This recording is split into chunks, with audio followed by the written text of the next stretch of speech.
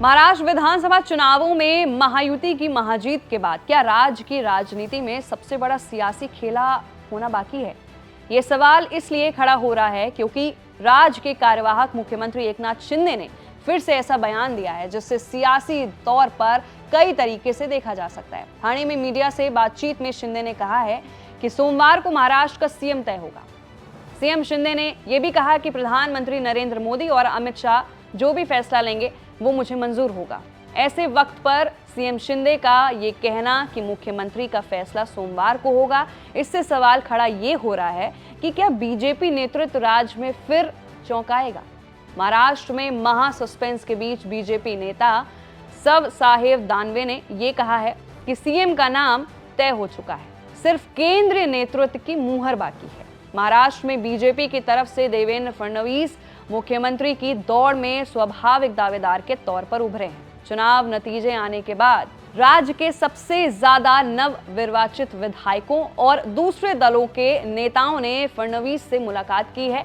ऐसे में जब शिंदे के सहयोगी फडणवीस इस रेस में सबसे आगे हैं, तब वो उनका ये कहना है कि पीएम मोदी और अमित शाह जो फैसला लेंगे वो सियासी जानकारों को चौंकाने वाला रहा है। राज्य में ये सब उस वक्त पर हो रहा है जब राष्ट्रीय स्वयंसेवक संघ यानी आरएसएस के पूरे प्रकरण को लेकर नाराज होने की बात कही जा रही है।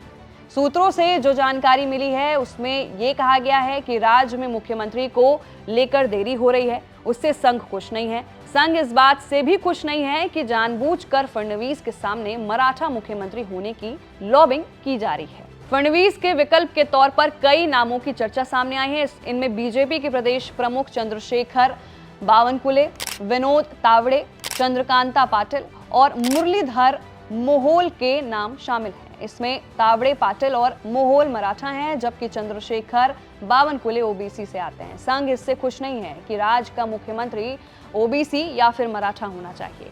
क्या अब भी सरप्राइज बाकी है? ये भी बड़ा सवाल है कि संघ की तरफ से देवेंद्र फडणवीस को सीएम पद का स्वाभाविक दावेदार माना जा रहा है।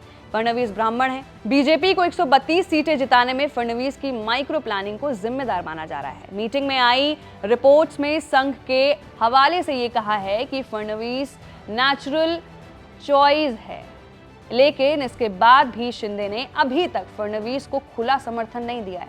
ऐसे में सवाल ये भी खड़े हो रहे हैं कि महाराष्ट्र में अभी सबसे बड़ा सियासी खेला होना क्या बाकी है? इससे पहले भी कई राज्यों में बीजेपी चौंकाती आई है। अब देखना ये है कि 2 दिसंबर यानी सोमवार को, यानी आज, किसके नाम पर मुहर लगती है। नए सीएम का शपथ समारोह 5 दिसंबर को मुंबई के आजाद मैदान में शाम 5 बजे रखा गया है। तो आपकी क्या राय है? आप क्या सोचते हैं कि महाराष्ट्र का सीएम आखिर कौन होगा? आप नीचे दिए गए कमेंट सेक्शन में अपनी राय जरूर रखें। मैं थी आपके साथ वंशिका सिंह और आप देख रहे हैं एबीपी लाइव।